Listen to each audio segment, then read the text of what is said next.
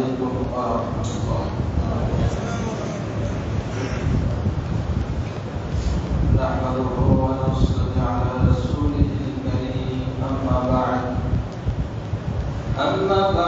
فأعوذ بالله من الشيطان الرجيم. بسم الله الرحمن الرحيم.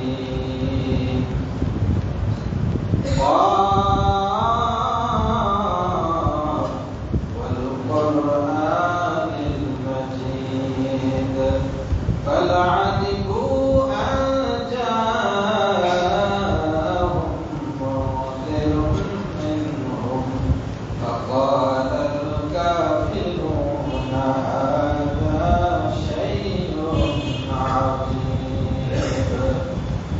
أإذا متنا وكنا ترابا ذلك رجع بعيد. بارك الله لنا ولكم في القرآن العظيم ونفعنا وإياكم بالآيات وذكر الحكيم. إنه تعالى جواد كريم مالك رؤوف رحيم.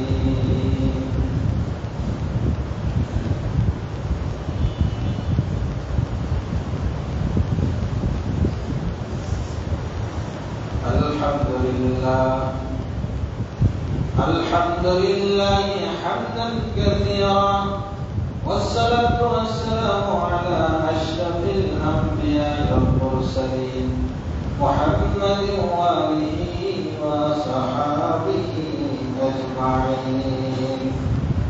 أما بعد فأعوذ بالله من الشيطان الرجيم. بسم الله الرحمن الرحيم. نساؤكم حرث لكم فأتوا حرثكم أنى شئتم وقدموا لأنفسكم واتقوا الله واعلموا أنكم ملاقوه وبشر المؤمنين.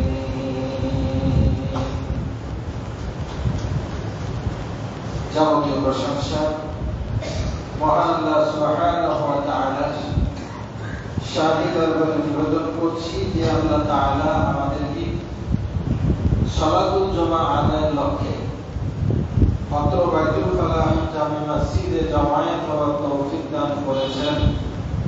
সকলেই সেই মহান মাহবুবের শুকরিয়া আদায় করি। সকলে পড়ি আলহামদুলিল্লাহ। দরুদ পেশ করছি তার প্রেরিত মহামানব বিশ্ব মানবতার মুক্তির দিশারি বিশ্বনবী মুহাম্মদুর রাসূলুল্লাহ সাল্লাল্লাহু তাআলা আলাইহি ওয়াসাল্লামের প্রতি। সম্মানিত মুসলিমরা, আমরা ধারাবাহিক আলোচনা করছি সন্তান প্রতিপালন শিরোনামে। আমরা ইতিপূর্বে 3টি খুতবা দিয়েছি বিষয়ে। আজকে ৪র্থতম পর্ব আলোচনা হবে ইনশাআল্লাহ। সন্তান প্রতিপালনের আমরা কয়েকটা ধাপে আলোচনা করব। প্রথম ধাপ যেটা, প্রথম করণীয় যেটা হলো সন্তান লাভের বা জন্মের পূর্ব প্রস্তুতি, প্রাক প্রস্তুতি হিসাবে যেটা দরকার। আর এই বিষয়ে এই পূর্ব প্রস্তুতিতে আমরা আলোচনা করছি সঠিক বিবাহ বন্ধন সম্পর্কে। কারণ সন্তান লাভের মাধ্যমে হচ্ছে বিবাহ। আর এই বিবাহটা যদি সঠিক না হয়, বৈধ না হয়, তাহলে অবৈধ সম্পর্কের মাধ্যমে সঠিক সন্তান লাভ করা সম্ভব নয়।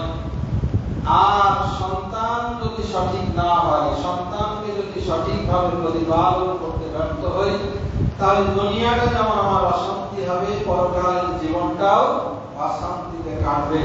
মৃত্যুর পরে যদি আমরা লাভবান হতে চাই, তাহলে যে তিনটা ধারায়, তিনটা রাস্তায় যে সওয়াব লাভের মাধ্যম আছে, তার মধ্যে একটি হলো ওয়ালাদুন সালিহুন ইয়াদউ লাহ, নেক সন্তান যদি পিতামাতার জন্য দোয়া করে, এই দোয়া অবশ্যই অবশ্যই পৌঁছবে মাইয়াতের আমলনামায়, কোনো ভুল নেই।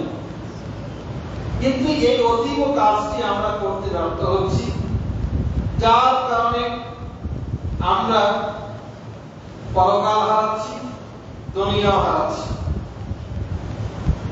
আজকে আমরা সন্তান প্রতিপালন করতে ব্যর্থ হয়েছি বলে আজকে শুধুমাত্র আদমশুমারিতে মানব সংখ্যাই শুধু বৃদ্ধি পেয়েছে। বাংলাদেশ সৃষ্টির সময় 7 কোটি, 7.5 কোটি, এখন 20 কোটি, শুধু গণনায় বৃদ্ধি পেয়েছে, কিন্তু আমরা মানুষ হতে পারিনি। যদি সত্যিকার মানুষ হতে পারতাম, সত্যিকার যদি সুসন্তান হতে পারতাম, তাহলে মসজিদগুলো ফাঁকা থাকতো না। সত্যিকার যদি সুসন্তান হতে পারতাম, তাহলে আমাদের সমাজে মাদকের কারবার চলতো না। সত্যিকার যদি মানুষ করতে পারতাম, তাহলে বোমাবাজি, চাঁদাবাজি, সন্ত্রাস এগুলো থাকতো না। সত্যিকার মানুষ হতে পারলে এত বছর পরেও আমরা আমাদের মানব রচিত আইন দিয়ে চলতে হতো না। আমরা আল্লাহর কালামে, আল্লাহর বিধান, আল্লাহর সংবিধান দিয়ে আমরা পরিচালিত হতাম। কিন্তু এটা এখন পর্যন্ত আমাদের কাছে দুঃস্বপ্ন। আমরা এটাকে মেনে নিতে পারছি না। যারা মেনে নিতে পারছি না, তাহলে বুঝতে হবে আমরা মানুষ হতে পারিনি, আমার বাপ মা আমাকে মানুষ করতে পারেনি। আমার সন্তান আল্লাহর আইন চাচ্ছে না, তার মানে বুঝে নিতে হবে আমি আমার সন্তানকে যথাযথভাবে প্রতিপালন করতে পারি। এই ধারায় চলতে থাকবে না। অতি ভুলের জন্য আল্লাহ তাআলার কাছে ক্ষমা চেয়ে সামনের দিনে আমাদেরকে আশাবাদী হতে হবে। আল্লাহ সুবহানাহু ওয়া তাআলা এবং তার রাসূল মুহাম্মদ সাল্লাল্লাহু আলাইহি ওয়াসাল্লাম যে প্রক্রিয়ায় সন্তান প্রতিপালন করতে বলেছেন, মানব জাতির তত্ত্বাবধান করতে বলেছেন, ঠিক সেভাবে যদি আমরা অগ্রসর হতে পারি, তাহলে ইনশাআল্লাহ আমাদের এই সোনার বাংলাদেশ সত্যিকার সোনার দেশে পরিণত হবে ইনশাআল্লাহ। আল্লাহ সুবহানাহু ওয়া তাআলা আমাদেরকে এই চলমান ধারাবাহিক থেকে শিক্ষা গ্রহণ করে আমল করার তৌফিক দান করুন। আল্লাহু আমিন। আমরা গত জুমায় আলোচনা করেছিলাম বিবাহ সম্পাদনের যে বৈধতা অবৈধতার দিকগুলো নিয়ে। ইনশাআল্লাহ আমরা চেষ্টা করব সেই বিষয়গুলোকে আমল করার। আজকে যেখান থেকে আলোচনা শুরু করব সেটি হলো একজন নারী এবং পুরুষের মাধ্যমে যে বিবাহ বন্ধন তৈরি হয়। বয়স একজন ছেলে যখন তার স্ত্রীকে নিয়ে ঘরে যায়, সাধারণত আমাদের দেশে এটি বাসর নামে পরিচিত। এখানে পরে একটা করণীয় আছে। যখন স্ত্রীকে একান্তে পাবে একজন পুরুষ, তখন করণীয় কি? আসলে এই করণীয় গুলো আমরা জানি না, জানতে চেষ্টাও করি না, অনেকে জানলেও বাস্তবে প্রয়োগ করি না। তো আল্লাহ রাসূল মুহাম্মদ সাল্লাল্লাহু আলাইহি সাল্লাম সুনানে আবু দাউদের 3160 নম্বর হাদিসে এই কর্মসূচি ঘোষণা করেছেন, আমাদেরকে আমল করার জন্য বলেছেন। সেটি হল একজন স্বামী যখন তার নতুন স্ত্রীকে একান্তে কাছে পাবে, তখন তার মাথায়, তার কপালে হাত রেখে দোয়া করবে। আল্লাহ রাসূল সাল্লাল্লাহু আলাইহি ওয়াসাল্লামের বিশিষ্ট সাহাবী আমর ইবনে শুআইব তার পিতা তার দাদা থেকে হাদিস বর্ণনা করে বলছেন যে আল্লাহ নবী সাল্লাল্লাহু আলাইহি ওয়াসাল্লাম বলেন, ইযা তাযাওয়াজা আহাদুকুম ইমরাতান ফালইয়াকুল, যদি তোমাদের কেউ কোন রমণীকে বিবাহ করে তাহলে সে যেন বলে, কি বলবে? আল্লাহুম্মা ইন্নী আসআলুকা খায়রাহা ওয়া খায়রা মা জাবালতাহা আলাইহি ওয়া আউযু বিকা মিন শাররিহা ওয়া শাররি মা জাবালতাহা আলাইহি। এটি হলো একজন স্ত্রীকে নতুন ভাবে কাছে পাওয়ার পরে স্বামীর প্রথম করণীয়। মোহর না দিয়ে বিয়ে করে নিয়ে আসলো, একজন নারীকে প্রথম স্পর্শ করার অনুভূতি লাভ করলো। এই আনন্দ ঘন মুহূর্তে আমরা অধিকাংশই আমরা রব্বুল আলামিনকে ভুলে যাই, কিন্তু না, এখানে সন্তান প্রতিপালনের একটা প্রারম্ভিক প্রাক প্রস্তুতি আল্লাহ রাব্বুল আলামিন তার রাসূলের মাধ্যমে সেরে নিতে বলেছেন। অর্থাৎ এই যে দোয়াটি পড়লাম, এখানে আমরা কি বলছি? আল্লাহ রাব্বুল আলামিনকে বলছি, রব্বুল আলামিন, আমি নববধূকে ঘরে এনেছি, হে আল্লাহ, আমি তোমার কাছে এই নববধূর কল্যাণ চাই এবং এর মাধ্যমে কল্যাণ চাই। এই নতুন স্ত্রী যা ভালো দিক আছে, এর মাধ্যমে ভালো দিকগুলো আমি লাভ করতে চাই এবং এর মাধ্যম দিয়ে আমি কল্যাণ চাই। তার মানে এর মাধ্যম দিয়ে আমি একটি সুসন্তান চাই। ওয়া আউযু বিকা মিন শাররিহা, আল্লাহ তোমার কাছে এই নববধূর যাবতীয় অকল্যাণ থেকে, এর অনিষ্ট থেকে, এ যেন আমার জন্য ক্ষতিকারক না হয়, আমার ঘরে অশান্তির কারণ না হয়ে যায়, আমি তার থেকে তোমার কাছে আশ্রয় চাচ্ছি। ওয়া শাররি মা জাবালতাহা আলাইহি, আর এর মাধ্যম দিয়েও যেন কোনো অকল্যাণ না আসে, আল্লাহ সেই আশ্রয় আমি তোমার কাছে চাচ্ছি। তাহলে দোয়াটি আমি আবার বলে দিচ্ছি, যুবকরা যারা নতুন ভাবে বিয়ে করবে, তোমাদেরকে অবশ্যই এই দোয়াটি পাঠ করা দরকার। সেটি হলো, আল্লাহুম্মা ইন্নী আসআলুকা খায়রাহা ওয়া খায়রা মা জাবালতাহা আলাইহি ওয়া আউযু বিকা মিন শাররিহা ওয়া শাররি মা জাবালতাহা আলাইহি। এটি হলো একজন স্বামী, একজন বরের স্ত্রীকে একান্তভাবে কাছে পাওয়ার পরে মাথাতে হাত রেখে এই দোয়া পাঠ করা। দ্বিতীয় করণীয় হলো, দোয়া পাঠের পরে স্বামী এবং স্ত্রী 2 রাকাত নফল সালাত আদা করবে। আল্লাহ রাসূলের সাহাবী হযরত আব্দুল্লাহ ইবনে মাসউদ রাদিয়াল্লাহু তাআলা আনহু হাদিস বর্ণনা করে বলেন, আল্লাহ নবী সাল্লাল্লাহু আলাইহি ওয়াসাল্লাম قال, রাসূল করিম সাল্লাল্লাহু আলাইহি ওয়াসাল্লাম বলেন, ইযা দাখালাতিল মারআতু আলা যাওজিহা ইয়াকুমুর রাজুল ওয়া ইয়াকুমু মিন খালফিহি ফায়ুসাল্লিয়ানি রাকাতাইন। যখন একজন নববধূ তার বরের ঘরে, বাসর ঘরে প্রবেশ করবে, তখন বরের কাজ হলো প্রথমে সে দাঁড়াবে, জায়নামাজে দাঁড়াবে, আর তার স্ত্রী দাঁড়াবে তার পিছনে, পাশাপাশি নয়। স্বামী দাঁড়াবে আগে, স্ত্রী দাঁড়াবে পেছনে। উভয় মিলে 2 রাকাত সালাত আদা করবে। সালাত আদা শেষে যিনি বর হবেন তিনি দোয়া করবেন আল্লাহর কাছে, এ বলেন, ওয়া ইয়াকুলু আল্লাহুম্মা বারিক লি ফি আহলি ওয়া বারিক লি আহলি ফিয়া, আল্লাহুম্মা রযুকহুম মিন্নি ওয়ারযুকনি মিনহুম, আল্লাহুম্মা ইজমা' বাইনানা মা জামা'তা ফিল খায়র ওয়া ফাররিক বাইনানা ইযা ফাররাকতা ফিল খায়র। এই দোয়ার অর্থ হচ্ছে, এই বাসর ঘরে স্বামী এবং স্ত্রী মিলে সালাত আদা করবেন। স্বামী আল্লাহর কাছে দোয়া করবেন, কি বলে? আল্লাহুম্মা বারিক লি ফি আহলি, আল্লাহ আমার জন্য আমার পরিবারে তুমি বরকত নাযিল করো। আমি যে নতুন ভাবে সংসার শুরু করলাম, আল্লাহ এই সংসারে তুমি বরকত দান করো। ওয়া বারিক লি ফি আহলি ফিয়া, আল্লাহ শুধু আমার স্ত্রীর কাছ থেকে আমি ভালো আচরণ, ভালো ব্যবহার, ভালো সেবা প্রত্যাশা করি তা নয়, আল্লাহ আমার মাধ্যম দিয়ে যেন আমার পরিবার উত্তম কিছু লাভ করে, বরকত লাভ করে। অর্থাৎ আমার স্ত্রীকে যেমন ভালো করবা, আল্লাহ আমাকেও আমার স্ত্রীর জন্য উপযুক্ত করিও। আল্লাহুম্মা রযুকহুম মিন্নি ওয়ারযুকনি মিনহুম, আল্লাহ আমার মাধ্যম দিয়ে তাদেরকে রিজিক দাও, আমার পরিবারকে রিজিক দাও, আমার পরিবারের মাধ্যম দিয়ে আমাকে রিজিক দাও।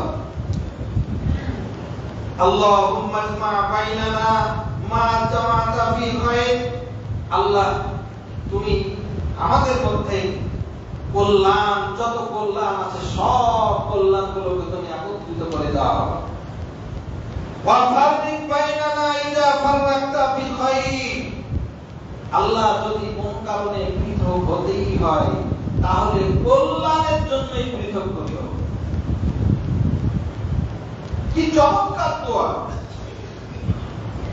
অথচ আমরা এই দোয়ার মর্মগুলো বুঝি না। আমরা দোয়া জীবনের প্রতিটি ক্ষেত্রে গুরুত্বপূর্ণ মেসেজ আছে, গুরুত্বপূর্ণ দোয়া আছে, এগুলো আমরা জানি না। আমরা সব সময় শুধুমাত্র ইমামের মুখাপেক্ষি, ইমাম দোয়া করবে, আমি করবো, বাস কাম শেষ। মুসলমান, দাম্পত্য জীবনে এই যে গুরুত্বপূর্ণ একটি অধ্যায় আমরা অনেকেই পার করে এসেছি, কিন্তু এই আমলটা আমরা এখনো করতে পারিনি, করিনি। তাহলে এক সন্তান, আদর্শ সন্তান আমরা কিভাবে লাভ করব? আল্লাহর কাছে ভুল স্বীকার করে অনুতপ্ত হয়ে আল্লাহ রাব্বুল আলামিনের কাছে ক্ষমা চেয়ে আল্লাহকে বলতে হবে, রব্বুল আলামিন আমার সন্তানগুলোকে ভালোভাবে দাও। কারণ পিতামাতার দোয়া মুস্তাজাবুদ দাওয়া। আল্লাহ রাব্বুল আলামিনের হাবিব বলেন, পিতামাতা যদি সন্তানের জন্য দোয়া করে তাহলে এই দোয়া আল্লাহর মাঝে কোনো পর্দা থাকে না, সরাসরি আল্লাহর কাছে পৌঁছে যায়।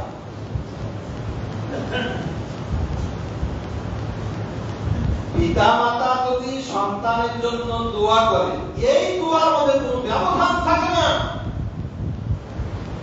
আল্লাহ সঙ্গে সঙ্গে কবুল করেন। ভালো দোয়া করলেও কবুল করেন, খারাপ দোয়া করলেও আল্লাহ কবুল করেন। আমরা হয়তো সন্তান লাভের পূর্বের যে আমল, এখানে হয়তো দোয়া করতে পারিনি, কিন্তু এখন তো সুযোগ আছে।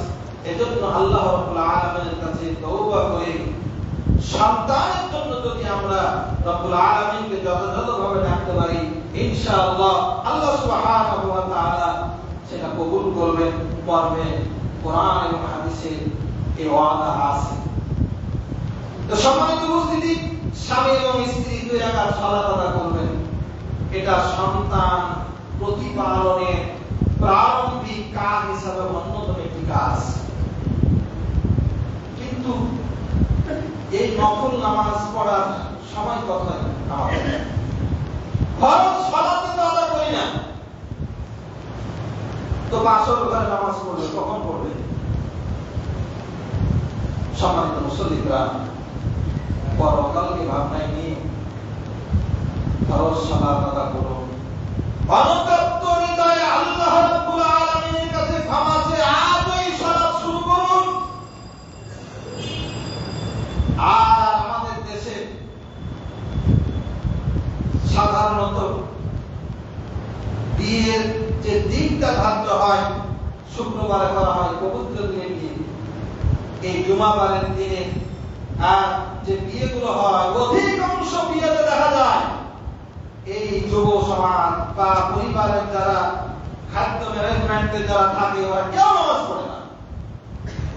পুরা গুলো দু চারটা আসে গেল মসজিদে, আর সব অনুষ্ঠান নিয়ে ব্যস্ত, সালাত আদা করে না, জুমার সালাত আদা করে না, আর ওই পবিত্র দিনে বিয়ে।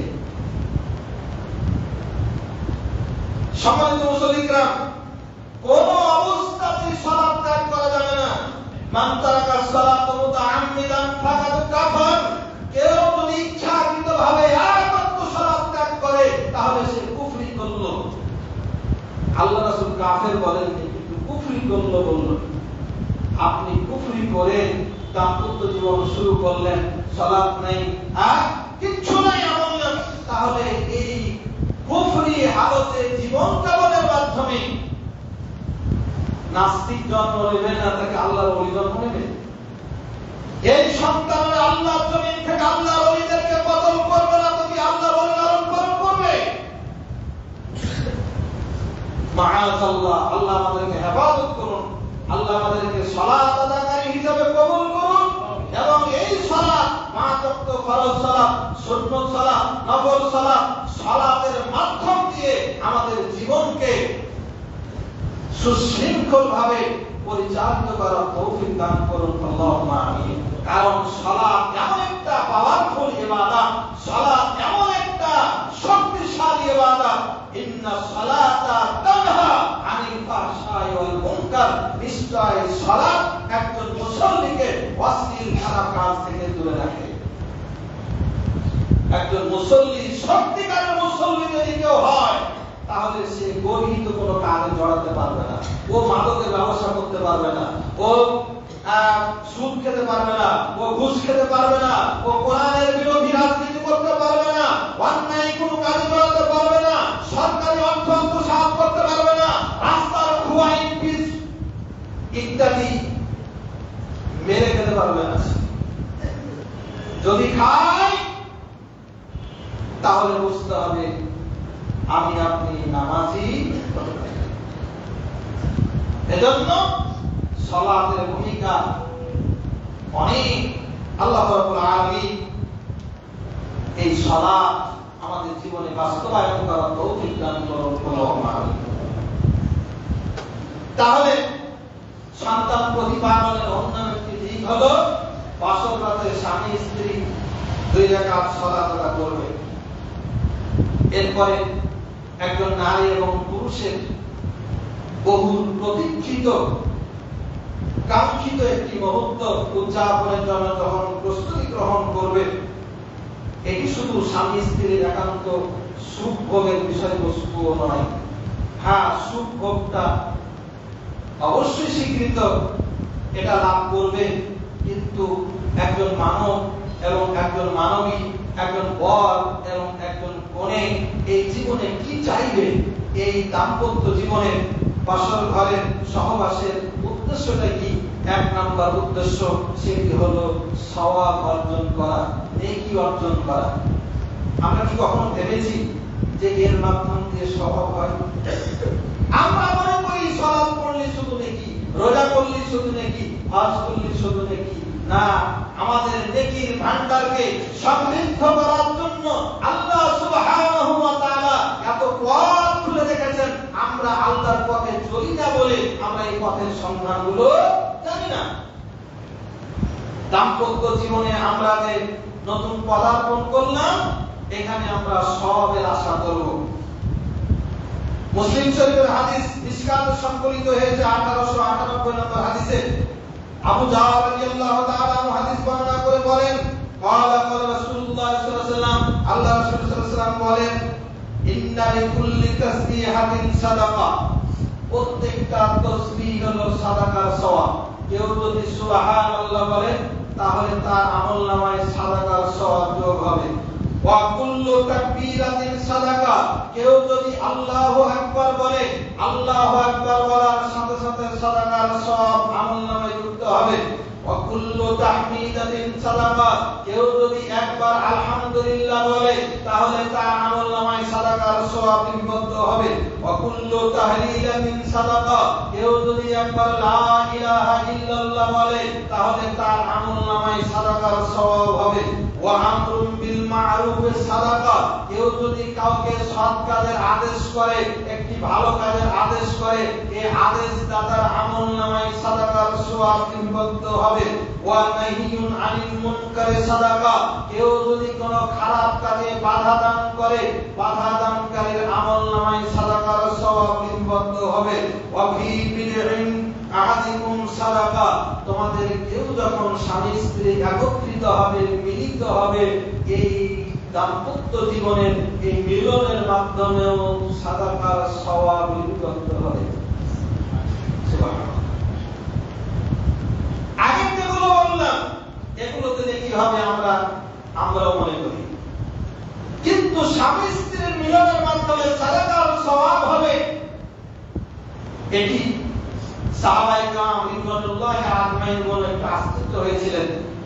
ওয়ালু ইয়া রাসূলুল্লাহ, সাহাবীরা সাথে সাথে আওয়াজ করলেন, ইয়া রাসূলুল্লাহ, হে আল্লাহর রাসূল, আয়াতি আহাদুনা শাহওয়াতাহু ওয়া ইয়াকুনু লাহু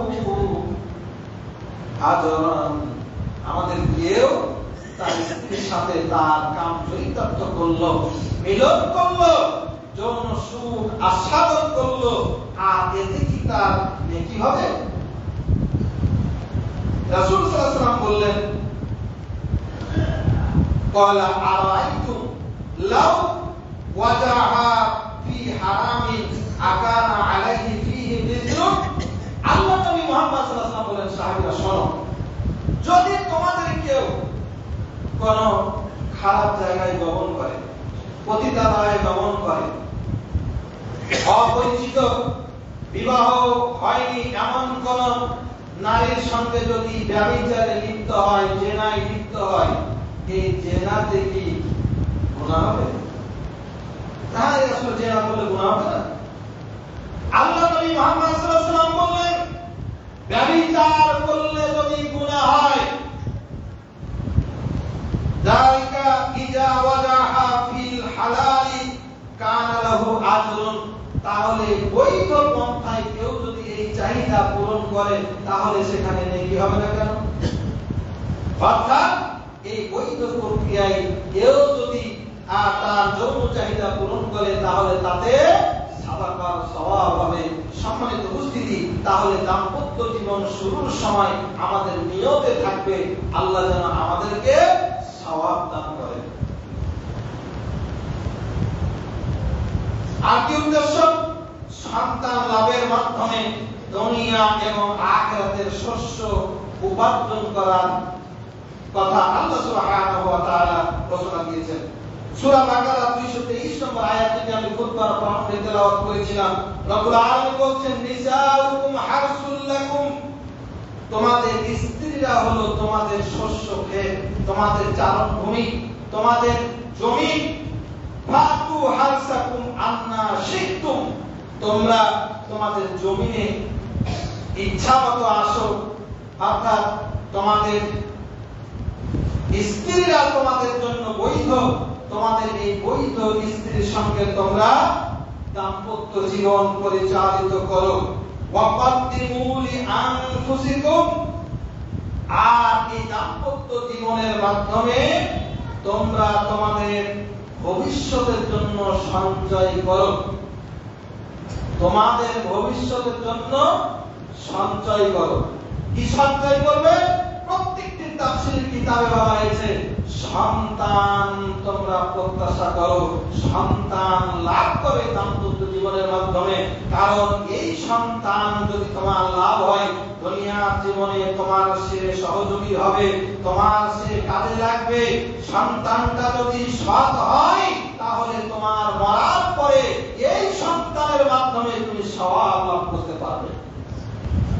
এজন্য আল্লাহ রাব্বুল আলামিন সূরা বাকারার 323 নম্বর আয়াতে একবার আদেশ জারি করলেন, বিবাহ করো, বিবাহ করার মাধ্যমে কদ্দিমু লিআনফুসিকুম, তোমাদের ভবিষ্যৎ পরিকল্পনার জন্য, ভবিষ্যৎ সুরক্ষার জন্য তোমরা সন্তান প্রত্যাশা করো।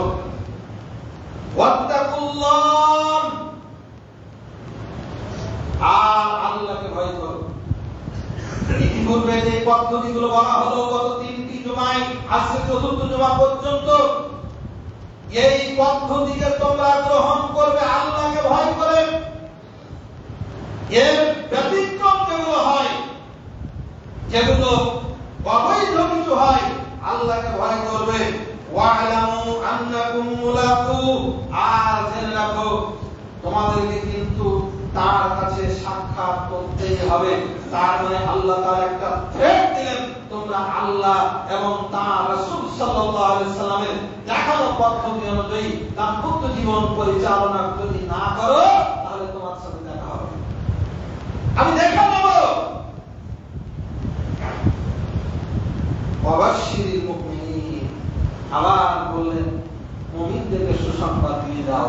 যারা মানবে না আল্লাহ তাদেরকে দেখে নেওয়ার হুমকি দিলেন, আর যারা মেনে মুমিন হয়ে যাবেন আল্লাহ তাআলা তার রাসূলকে বলছেন এদেরকে সুসংবাদ দিয়ে দাও, এদের জন্য দুনিয়াটাও শান্তিময় হয়ে যাবে, পরকালের জীবনেও তারা জান্নাত লাভ করে অনন্ত সুখ ভোগ করবে। সম্মানিত উপস্থিতি, সূরা বাকারার 187 নম্বর আয়াতে আল্লাহ তাআলা আরো বলেন, হুন্না লিবাসুল লাকুম ওয়া আনতুম লিবাসুল লাহুন্না, স্ত্রীরা তোমাদের পোশাক, তোমরাও স্ত্রীদের পোশাক। এর কিছু পরে আল্লাহ তাআলা বলেন, ফাল আনা বাশিরুহুন্না, সুতরাং তোমরা একে অপরের যখন স্বামী স্ত্রী হয়ে গেছো, এখন তোমরা একে অপরের সঙ্গে মিলন করো। ফাল আনা, এখন মিলিত হও। এই বিয়ের আগে, বিবাহ বন্ধনের আগে তোমাদের মিলনের কোনো সুযোগ নাই। বিবাহ হয়েছে, স্বামী তোমার পোশাক হয়েছে, তুমি তার স্ত্রীর পোশাক হয়ে গেছো, তার মানে একে অপরের পরিপূরক হয়ে গেছো। এখন তোমরা মিলিত হও। ওয়াক্তাবু মা কাতাবাল্লাহু লাকুম, আর এই মিলনের মাধ্যমে আল্লাহ তাআলা তোমাদের ভাগ্যে যে সন্তানাদি লিখে রেখেছেন সেগুলো এখন অনুসন্ধান করো, তোমরা প্রত্যাশা করো। তার মানে আল্লাহ তাআলা ডাইরেক্ট সন্তান লাভ করার জন্য প্রচেষ্টা করতে, আল্লাহর কাছে চাইতে আল্লাহ রাব্বুল আলামিন আদেশ জারি করলেন। তাহলে একজন স্বামী এবং স্ত্রী সবের আশায় মিলিত হবে এবং আল্লাহ রাব্বুল আলামিনের কাছে এই মিলনের মাধ্যমে সন্তান চাইবে। সহিহ বুখারী 6388, মুসলিম শরীফে 3606, মিশকাতে বর্ণিত হয়েছে 2416 নম্বর হাদিসে। ইবনে আব্বাস রাদিয়াল্লাহু তাআলা আনহুমা হাদিস বর্ণনা করে বলেন, ক্বালা রাসূলুল্লাহ সাল্লাল্লাহু আলাইহি ওয়াসাল্লাম, আল্লাহ রাসূল মুহাম্মদ সাল্লাল্লাহু আলাইহি ওয়াসাল্লাম বলেন, লাউ আন্না আহাদাকুম ইজা আরাদা আন ইয়াতিয়া আহলাহু ক্বাল, কেউ যদি কারো বিবির সাথে একান্ত মিলিত হতে চায়, সে যেন বলে বিসমিল্লাহি আল্লাহুম্মা জান্নিবনা শাইতানা ওয়া জান্নিবিশ শাইতানা মা রাযাকতানা।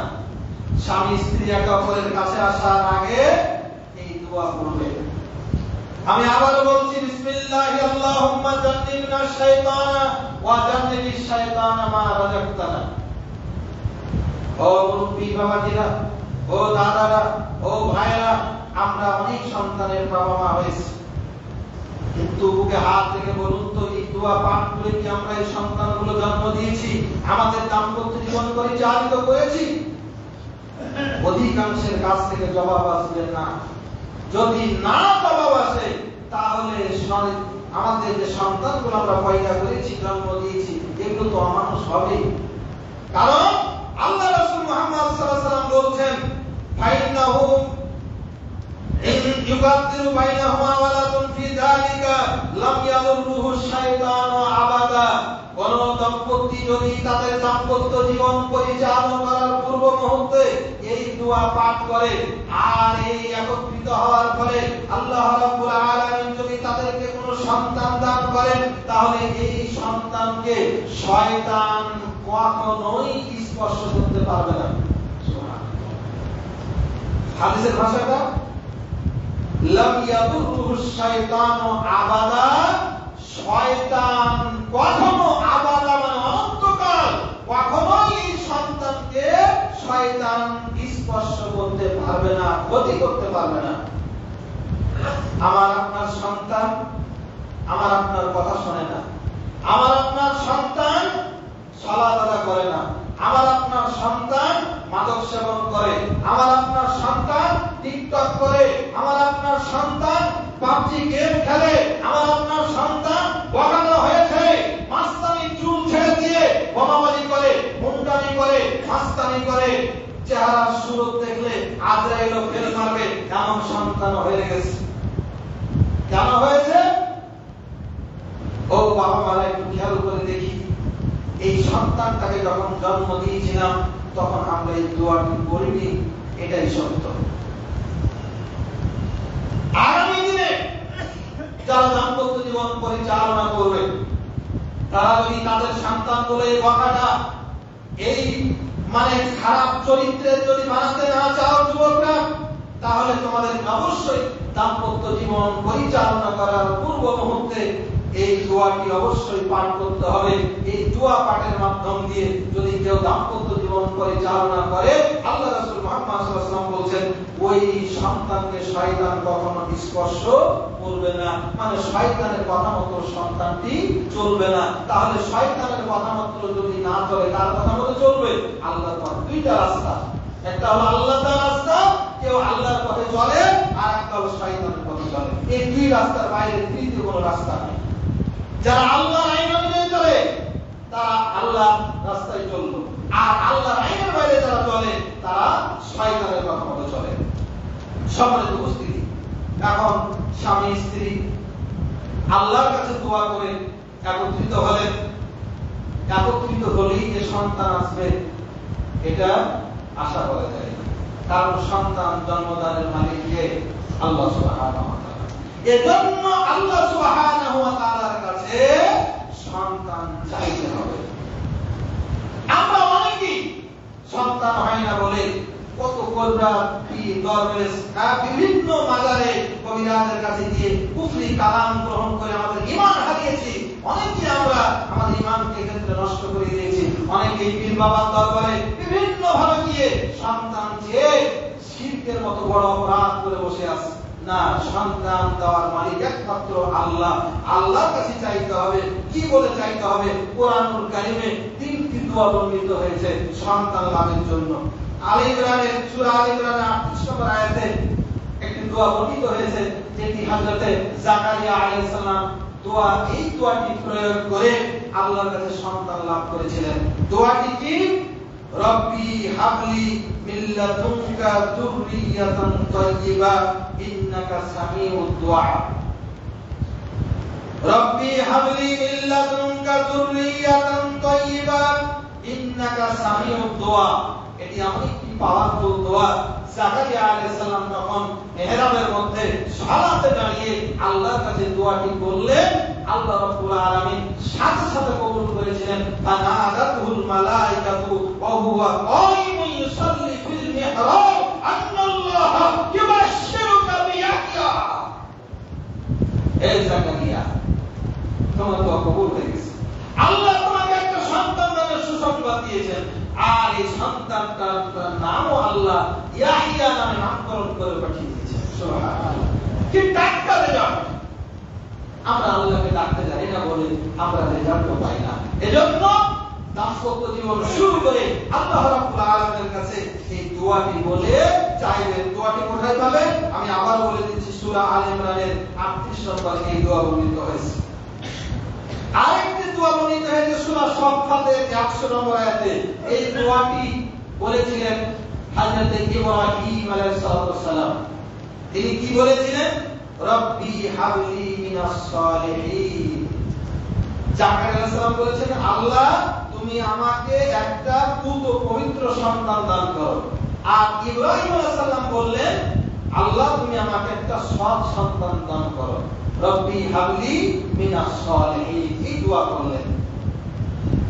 এখানেও তার রেজাল্ট আল্লাহ সাথে সাথে বলছেন ফাবাশশারনাহু বিগুলামিন হালিম।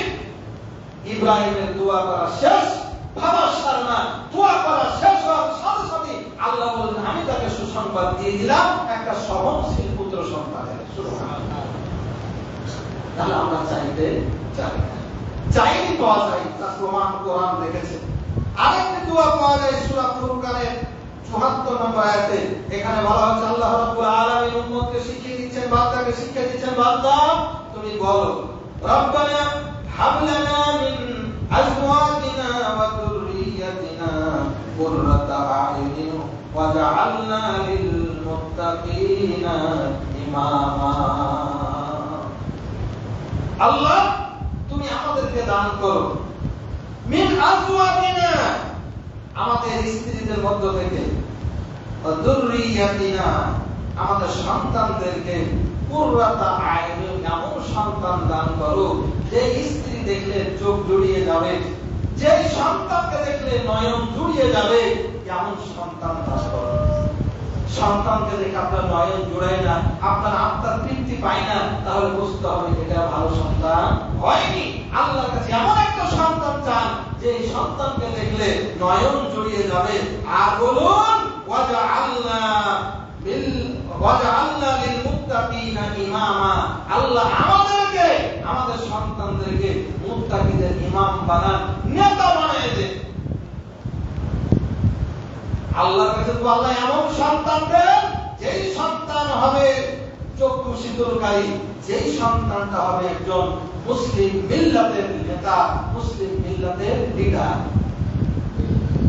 দুর্ভাগ্য আমরা আমাদের সন্তানকে শীতল নয়ন শীতলকারী বানাতে পারিনি, আর আমরা আমাদের সন্তান নেতা হোক এটা আমরা চাইও না। যদি চাইতাম তাহলে আমরা সন্তানদেরকে সেভাবেই গড়ে তুলতে পারতাম।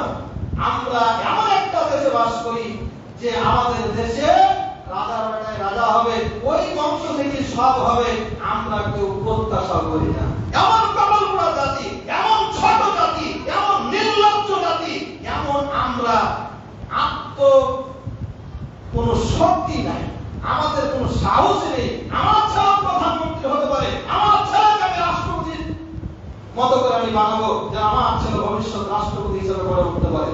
কিন্তু না, আমরা খালি অমুক দলের সৈনিক, অমুকের সৈনিক হয়ে থেকে গেলাম, নিজে আমরা সৈনিক হতে চাইলাম। অথচ আল্লাহ শিক্ষা দিচ্ছেন, আল্লাহ কাছে বলো আল্লাহ আমাকে এমন সন্তান দাও যেই সন্তানটা হবে চক্ষু শীতলকারী, যেই সন্তানটা হবে নেতা। সম্মানিত উপস্থিতি, আল্লাহ সুবহানাহু ওয়া তাআলা আমাদের সকলকে এমন সন্তান প্রত্যাশা করার তৌফিক দান করুন, আল্লাহুম্মা আমিন। সন্তান লাভ করার পূর্ব প্রস্তুতি হিসাবে আমরা আর যা করব সংক্ষেপে দেখি বলে আমি শেষ করব, সেটি হলো সহিহ বুখারীর 318 নম্বর হাদিসে আল্লাহ রাসূল সাল্লাল্লাহু আলাইহি ওয়াসাল্লাম বলেন, একজন মা যখন গর্ভবতী হয় আল্লাহ তাআলা এই গর্ভবতী মায়ের জন্য তদারকির জন্য একজন ফেরেশতাকে নিযুক্ত করেন। সুবহানাল্লাহ। আল্লাহ রাব্বুল আলামিন রাসূল বলেন, ইন্নাল্লাহা আযজা ওয়া জাল্লা ওয়াক্কালা বির রাহিমি মালাকান, গর্ভবতীর জন্য একজন ফেরেশতা আল্লাহ নিযুক্ত করেন। সার্বক্ষণিক একজন গর্ভবতী মায়ের জন্য একজন ফেরেশতা নিযুক্ত থাকেন। কি বলে? গর্ভবতী মায়ের রেহেমে যখন পুরুষের শুক্রাণুটি বীর্য আকারে থাকে তখন আল্লাহকে ডাক দিয়ে বলেন, ইয়া রাব্বি নুতফা, আল্লাহ এখন বীর্য আকারে এই রেহেমে গর্ভে আছে। এরপরে যখন রক্তের পিণ্ড হয় তখন আল্লাহকে রিজাল দেয়, ইয়া রাব্বি আলাকা রব্বুল আলামিন, এখন এটা রক্তের পিণ্ড আকারে আছে। এরপরে যখন এটা মাংসের টুকরা আকারে হয়ে যায় তখন বলে, ইয়া রাব্বি মুদগা রব্বুল আলামিন, এখন গোশতের টুকরা হয়ে গেছে। ফালাম্মা ফাইজা আরাদা আইয়াতিয়া, যখন আল্লাহ তাআলা তার খলকে, তার সৃষ্টিকে যখন পূর্ণাঙ্গ একটা আকৃতি দান করেন তখন আল্লাহ তাআলা ফেরেশতার মাধ্যমে ওই সন্তানের জন্য চারটা জিনিস লিখে দেন। আর যাকারুনা উনসা, এটা ছেলে হবে না মেয়ে। আর সাকিউন আও সাঈদুন, সেটা খারাপ মানুষ হবে না বদ হবে। তারপরে তার রিজিক, তারপরে তার আজাল, কতদিন বাঁচবে। আর ফাইদাবু ফি বাতনি উম্মিহি, তার মায়ের পেটে থাকা অবস্থাতেই এটা লিখে দেওয়া হয়। এটা হলো হাদিসের কথা। আর বিজ্ঞান প্রমাণ করছে যখন সন্তান এই তার মাতৃগর্ভের 1 মাস পরেই তার প্রথম যে জিনিসটা তৈরি হয় সেটা হলো তার হৃৎপিণ্ড। 1.5 মাসের পরে তার হৃৎপিণ্ডের একটা কাজ, স্পন্দনটা শুরু হয়ে যায়। পরবর্তী 2 মাসের মধ্যে তার হাত পা অন্যান্য অঙ্গ প্রত্যঙ্গগুলো তৈরি হয়ে যায়। সন্তানের বয়স যখন মাতৃগর্ভে 5 মাস হয় তখন এই সন্তান বাইরের তার মায়ের মাধ্যম দিয়ে সবকিছু শুনতে পায়। আর মায়ের নাড়ির মাধ্যমে, নাভির মাধ্যমে সন্তান খাবার গ্রহণ শুরু করে। সম্মানিত উপস্থিতি, তাহলে মাতৃগর্ভে একজন সন্তান মায়ের মাধ্যমে, তার নাভির মাধ্যম দিয়ে খাবার পায় এবং মাতৃগর্ভ থেকেই শুনতে পায়। এই অবস্থায় এই সন্তানটাকে আদর্শ সন্তান হিসেবে প্রতিপালন করতে হলে প্রতিটি বাবা মার জন্য উচিত ভালো নিয়ত করা। আমার ছেলেকে আমি আল্লাহর পথে পরিচালিত করব, এই নিয়তটাকে ভালো করা। 2, হালাল রিজিক গ্রহণ করা। স্বামী হালাল রিজিক উপার্জন করবে, হালাল রিজিক উপার্জন করবে, স্ত্রীকে হালাল জীবিকা খাওয়াবে, কারণ এই সন্তানটা তো পেটের মধ্যে খায়। সুতরাং যদি হারাম খায়, পেটের মধ্যে থেকে হারাম খাওয়া শুরু করে, তাহলে এই সন্তান কোনোদিন ভালো হবে না। এজন্য হালাল উপার্জন করে হালাল খাওয়া দরকার। এবং এই সময়ে স্বামী এবং স্ত্রী, বাপ মা 5 ওয়াক্ত সালাত আদায় করবে, বিশেষ করে মা সালাত আদায় করবে এবং নিয়মিতভাবে যেন কোরআন তেলাওয়াত করে এবং কোরআন শ্রবণ করে, এই ব্যবস্থা করতে হবে। কারণ সন্তান যেহেতু শুনে সবকিছু, সুতরাং তার মায়ের মাধ্যম দিয়ে ভালো কিছু যেন শুনে, এই ব্যবস্থা করতে হবে। আমাদের এই আধুনিক সমাজে অধিকাংশ গর্ভবতী মা ডাক্তার রেস্টে থাকতে বলেছে, এখন রেস্টে কাজ কি? কাঁইয়া এবং ফেরাই দিয়া সারাদিন গান শুনছে। কি হবে? এই সন্তান তো বের হয়ে টিকটক শুরু করবে, ওকে আল্লাহ বলি হবে? সুতরাং এই গান বাজনা সবকিছু বর্জন করতে হবে গর্ভবতী মায়ের জন্য। এখন আধুনিক চিকিৎসা ব্যবস্থা আছে, সুতরাং মাকে সারাক্ষণ একটি আইনি বিশেষজ্ঞের তত্ত্বাবধানে রাখতে হবে। চিকিৎসা গ্রহণ ইসলাম সাপোর্ট করে না এমন নয়, সাপোর্ট করে। চিকিৎসা বিজ্ঞান ইসলামের একটি অংশ, আল্লাহর অনুমোদিত একটি অংশ। সুতরাং একজন ভালো সন্তান লাভের জন্য উচিত হলো পিতামাতার একজন বিশেষজ্ঞ ডাক্তারের শরণাপন্নে তাকে চেকআপে রাখা এবং তার মায়ের কোন শারীরিক এবং মানসিক টর্চার যেন না হয়, এই দিকটি প্রত্যেকটা স্বামীকে খেয়াল রাখতে হবে। কারণ স্ত্রী যদি মানসিক এবং শারীরিক যন্ত্রণায় ভোগে, সন্তানও ভোগবে এবং সেখান থেকে ভালো সন্তান প্রত্যাশা করা যায় না। এজন্য এই দিকটি খেয়াল রাখতে হবে। সর্বোপরি স্বামী এবং স্ত্রী আল্লাহকে ভয় করতে হবে, তাহলে সকল বিপদ দূর হয়ে যাবে। আল্লাহ সুবহানাহু ওয়া তাআলা সূরা তালাকে 2 নম্বর আয়াতে বলেন, ওয়া মান ইয়াত্তাকিল্লাহ ইয়াজআল লাহু মাখরাজা। কেউ যদি আল্লাহ তাআলাকে ভয় করে, আল্লাহ সুবহানাহু ওয়া তাআলা তাকে বিপদ থেকে বের করার রাস্তা বের করে দেন। যত বিপদ আছে, বিপদ থেকে মুক্ত করার রাস্তা আল্লাহ সুবহানাহু ওয়া তাআলা দেখিয়ে দেন। সম্মানিত সুধী মণ্ডলী, সম্মানিত মুসল্লিরা, তাহলে আজকের এই আলোচনাতে আমরা একজন সন্তান লাভের প্রাক প্রস্তুতি হিসাবে বিবাহ থেকে শুরু করে সন্তান মাতৃগর্ভে বেড়ে ওঠা পর্যন্ত আমাদের করণীয়গুলো কোরআন এবং হাদিসের আলোকে গুরুত্বপূর্ণ অংশগুলো বয়ান দেওয়ার চেষ্টা করলাম। আল্লাহ সুবহানাহু ওয়া তাআলা যদি বাঁচিয়ে রাখেন, আগামী জুমায় সন্তান জন্মের পরে আর কি কি পদক্ষেপ আমাদের নেওয়া উচিত আদর্শ সন্তান গঠনে, আল্লাহ সুবহানাহু ওয়া তাআলা আমাদের সে নাগাদ ভালো রাখুন। এ পর্যন্ত চারটি বয়ানে যা কিছু আমরা শুনলাম, আল্লাহ সুবহানাহু ওয়া তাআলা আমাদেরকে আমল করার তৌফিক দান করুন। আল্লাহুম্মা আমিন। রব্বুল আলামিনের কাছে খাস করে ফরিয়াদ জানাচ্ছি, রব্বুল আলামিন আমাদের যে মানব সমষ্টি, মানব সম্পদ আছে, আমাদের পরিবার আছে, আমাদের সমাজের মানুষগুলোকে আল্লাহ তুমি তোমার দ্বীনের পথে পরিচালিত করো। আল্লাহুম্মা আমিন। আল্লাহ প্রত্যেককে হারাম বর্জন করে হালাল পথ উপার্জন করার তৌফিক দান করো। রব্বুল আলামিন তোমার কাছে ফরিয়াদ জানাচ্ছি, আল্লাহ এই মানবগুলোকে আল্লাহ 5 ওয়াক্ত নামাজি বানাও, দিনদার বানাও, পরহেজগার বানাও। আল্লাহ তোমার জমিনে তোমার দ্বীন যেন কায়েম করতে পারে, তোমার নবীর আদর্শ বাস্তবায়ন করতে পারে, এই তৌফিক তুমি আল্লাহ রাব্বুল আলামিন আমাদেরকে দান করো। রব্বুল আলামিন বাইতুল খালা জামে মসজিদ সহ তামাম দেশের মসজিদ মাদ্রাসাগুলোকে কবুল করো। এখানে যারা দান করেছেন করছেন, আল্লাহ সবার দানকে তুমি কবুল করো। খাস করে আজকে মেহরাপাড়ার জনাব শুকুরুদ্দিন সাহেব 2,500 টাকা দান করেছেন, আল্লাহ তার নিয়তকে কবুল করো। আল্লাহুম্মা আসির মালাহু ওয়া ওয়ালাদাহু ওয়া বারিক লাহু ফীমা আতাইতা। আমাদের সম্মানিত মুসল্লি জনাব আলহাজ তসলিমউদ্দিন সাহেব নতুন একটি গাড়ি কিনেছেন, এজন্য 1000 টাকা দান করেছেন। আল্লাহ রাব্বুল আলামিন তার মনস্কামনা পূর্ণ করো। আল্লাহ তার দানকে তুমি কবুল করো, তার গাড়িতে তুমি বারাকা নাযিল করো। আরো যারা আরেকজন 200 টাকা দিয়েছেন, আল্লাহ তার মনের আশা পূর্ণ করো। ওটাই অনেকেই গোপন দান করেন, আল্লাহ সবার দানকে তুমি কবুল করো। রব্বুল আলামিন আমাদের দানগুলোকে নাজাতের জরিয়া বানিয়ে দাও। আল্লাহুম্মা আমিন। রব্বানা আতিনা ফিদ দুনিয়া হাসানাতাও ওয়া ফিল আখিরাতি হাসানাতাও ওয়া কিনা আযাবান নার। রব্বানা তাকাব্বাল দুআনা, রব্বানা তাকাব্বাল সিয়ামানা ওয়া কিয়ামানা ওয়া সুহুরানা, রব্বানা তাকাব্বাল তিলাওয়াতিনাল কুরআন। আল্লাহুম্মা আনসুর মান নাসারা দীন মুহাম্মদ সাল্লাল্লাহু আলাইহি ওয়াসাল্লাম واقتل من خذل دين محمد صلى الله عليه وسلم ولا تجعلنا منهم.